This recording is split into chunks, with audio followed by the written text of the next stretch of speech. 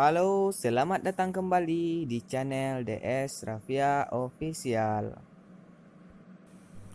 Baiklah, di video kali ini adalah film animasinya kisah nyata ya yang dijadikan film animasi. Begitulah kira-kira. Jadi film ini request dari teman saya yang ingin dibuatin film animasi tentang kisah nyatanya.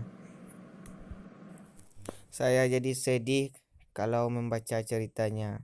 Inilah ceritanya. Aku tuh sayang banget sama dia. Pada saat itu aku yakin dia jodohku. Dia baik, ramah, penyabar, penyayang. Bagiku dia istimewa banget. Aku sangat menyayanginya, takut kehilangannya. Keluarganya juga baik banget. 4 tahun yang lalu, awal mula perkenalan, pahit manis dijalani bersama. Beberapa tahun kemudian, karena jodoh gak bisa dipaksakan, akhirnya dia ketemu seorang yang ternyata itu jodohnya. Dia sadar itu bukanlah yak yakini aku. Dia menangis, minta maaf. Dia minta biar aku gak benci, gak ngelupain, dan minta biar aku anggap dia sebagai adik sendiri.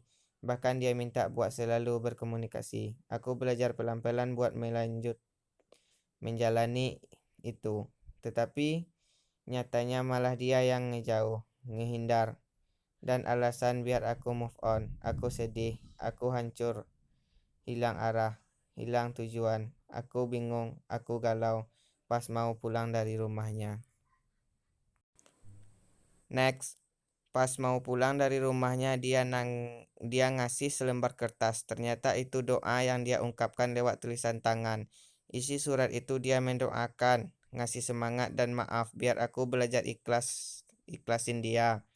Biar aku dapat yang lebih baik darinya, biar aku semangat dan selalu optimis buat kedepannya. Di tahun keempat, sejak awal perkenalan, aku dapat undangan terus aku datang ke pernikahan. Walau itu berat, tapi aku pengen hadir, lihat dia bahagia. Di situ aku nahan semua kesedihan dan pura-pura bahagia, nyaksiin dia bahagia. Sejak itu aku berpikir buat menyimpan momen terakhir ketemu dia. Makanya video waktu di pernikahan disimpan di YouTube. Maaf ya guys kalau saya membacanya kurang lancar. Ayo kita lanjut ke film animasinya.